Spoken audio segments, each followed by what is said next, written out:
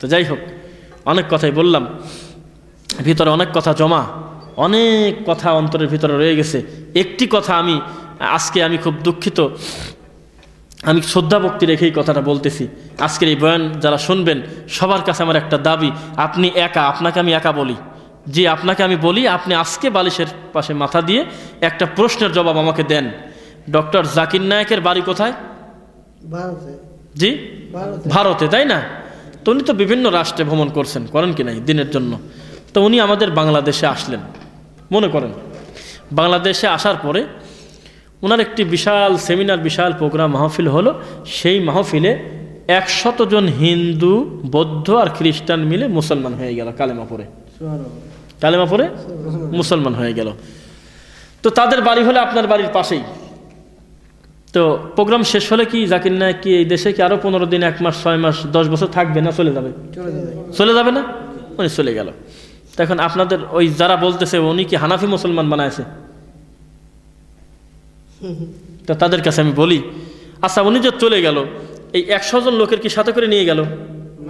যে আমার হাতে যারা কালেমা পড়ছো তারা আমার কাছে চলো, 40 দিন তোমাদের আমি ট্রেনিং দেব, প্রশিক্ষণ দেব, দিয়ে আমি তোমাদেরকে লামাযহাবি বানাবো, তাইওয়ালা বানাবো, আমার মতো করে, আমার মতো মুসলমান না বানায় তোমাদের আমি এই দেশে থাকতে দেব না। এরকম করে নাকি যেই যেই দেশে মুসলমান বানালো সেই দেশে তাকে রেখে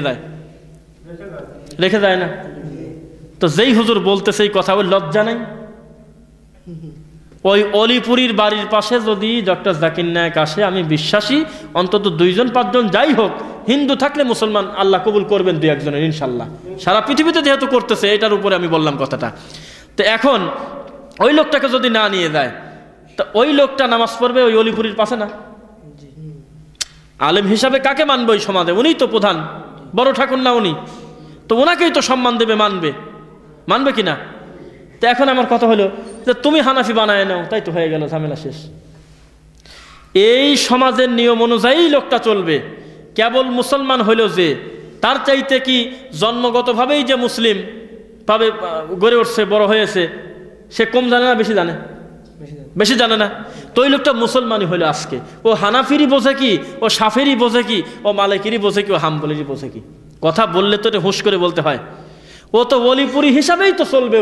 ওই সমাজের মানুষ যেভাবে আচার অনুষ্ঠান করে, নামাজ পড়ে, রোজা করে, যেভাবে হাত বাঁধে, যা বাঁধে, নামাজ কালাম পড়ে, আমিন জোরে আসতে বলে, কিয়াম করে না করে, ওই রকম ভাবেই তো চলবে। তো লোকটা মুসলমান হওয়া কি অপরাধ হইল নাকি? না। এমন পিটানি খাবে এই সমস্ত শয়তানগুলি, এমন পিটানি খাবে এই দায়ীদের উপরে বদনাম দেওয়ার কারণে, তার আর হিসাব নাই। আমার অন্তর বলে এই মানুষের উপরে বদনাম দেওয়ার কারণে, অযৌক্তিক কথা বলার কারণে এমন পিটুনি খাবে এই সমস্ত বড় ঠাকুররা, তার আর হিসাব নাই। টাই বাবা বলে, আমরা নাকি টাই বাবার মুরিদ, যারা ওনার সম্পর্কে কথা বলি। ডক্টর জাকির নাকি পীর? না। পীর নাকি উনি? না। উনি ঠাকুরদের দেখতে পারে না। উনি পারবে কেন? মানে আল্লাহ এবং তার রসুলের কথা বলে, এই কারণে ঠাকুরদের অসুবিধা। তোমাকে চিনি না ডক্টর জাকির নায়েক, তার শত শত বক্তৃতায়, হাজার হাজার বক্তৃতায় তার মুখ দিয়া কি কথা, আমি অমুক ধর্মের একজন ছাত্র হিসাবে বলতেছি কথা, জীবনে শিক্ষক বলে না। তো তোমাকেই শিক্ষক বানালো, তোমাকে কি বড় করে দেখলো নাকি? যারা তাকে গালি দিচ্ছ তাদেরকে উনি উস্তাদ বললেন, আর নিজেকে বললেন ছাত্র। তুমি নামের আগে শাইখুল হাদিস, মুনাসারে মিল্লাত, আকাবিরে আজম, তুমি বড় বড় টাইটেল দিয়ে তুমি সবচেয়ে বড় মুহাদ্দিস মুফাসসির লিখলে, আর তার নামের আগে কোনো মাওলানাও নাই, নামের পরে কোনো রকম কোনো টাইটেল নেই, আছে কি? তো সেই লোকটা নিজেকে তো কোনোদিন বলে নাই যে আমি আলেম, আমি একজন কোরআনের হাফেজ। একটা বক্তৃতায় দেখান বলছে কোনোদিন? জীবনে বলছে কোনোদিন? কোনোদিন বলে নাই যে আমি একজন আলেম, আমার কথা শোনেন, আমি সব কিছু জানি। উনি বলছে আমি সমস্ত ধর্মের একজন ছাত্র। ছাত্র হও কি দোষ? শিক্ষক হলে না এদের বিপদ আছে। ছাত্র হও কি দোষ? ছাত্র হও দোষ। ছাত্র হওয়ার কারণে তাদের খারাপ লাগে। আর এইরকম একটা ব্যক্তিকে এই দোষারোপ করে। 6টা ইহুদি রাষ্ট্র, আবার বলি 6টা ইহুদি রাষ্ট্র, বড় বড় ইহুদি রাষ্ট্র যেগুলো, সেই রাষ্ট্রে ডক্টর জাকির নায়েককে ঢোকাই নিষেধ। তার পরিবর্তে আল্লাহ 6টার উপরে মুসলিম কান্ট্রিতে আল্লাহ তার নাগরিকত্ব করে দিয়েছেন। সুবহানাল্লাহ। কপাল কত খারাপ তোমার!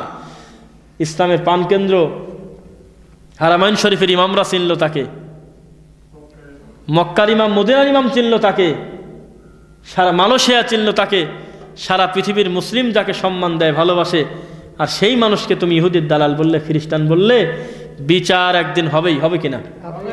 বিচার একদিন হবে। আফ্রিকায়, আচ্ছা, তাকে গ্রহণ করেছিল, আলহামদুলিল্লাহ। আফ্রিকাতে স্বাভাবিক কথা। এত বড় একজন দায়ীর ব্যাপারে যে এই সমস্ত আপত্তিকর মন্তব্য। একটা কথা বলি, আজকে বাড়িতে গিয়ে আমার যুবক ভাইদের বলি, ইউটিউবে দেখবেন ওয়াজ, যাদের ওয়াজটা কোরআন এবং হাদিস দিয়ে পরিপূর্ণ করা, যাদের বক্তব্যটা কোরআন এবং সহিহ হাদিস দিয়ে পরিপূর্ণ করা, তাদের ওয়াজের নিচে দেখবেন কমেন্টে লেখা লা মাযহাবি, ওয়াহাবি, দালাল, এরপরে খবিশ, এরপরে আপনার বিভিন্ন রকম আজে বাজে কিছু লেখা থাকবেই, ম্যাক্সিমাম লেখা আছে। মানে যত হক কথা হবে, যত গতি হবে, নিচে তত কাফেরের সংখ্যা বাড়বে।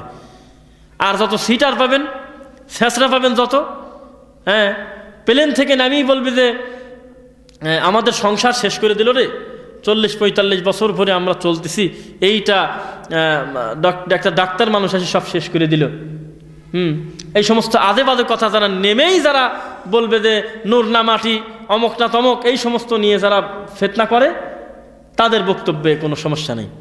তো জাতি একটু বুঝতেছে, আমার বিশ্বাস আলহামদুলিল্লাহ, মানুষ সঠিকটা বুঝবে ইনশাল্লাহ।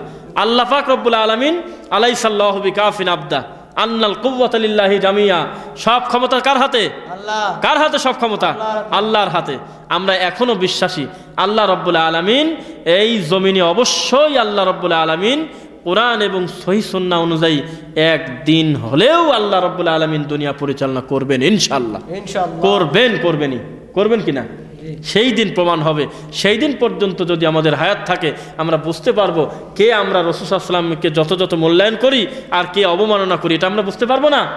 আল্লাহর কাছে বলি, আল্লাহ, যে কথাগুলো তখন আমরা বললাম, এই কথাগুলো যদি আল্লাহ দিনের স্বার্থে তোমাকে খুশি করার জন্য বলি, আল্লাহ রাব্বুল আলামিন এই কথার উপরে তুমি আমাদের আমল করার তৌফিক দাও, সকলে বলেন আমিন।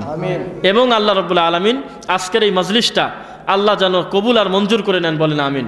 সুবহানাকা আল্লাহুম্মা ওয়া বিহামদিকা আশহাদু আল্লা ইলাহা ইল্লা আনতা আস্তাগফিরুকা ওয়া আতুবু ইলাইক। আসসালামু আলাইকুম ওয়া রাহমাতুল্লাহি ওয়া বারাকাতুহু।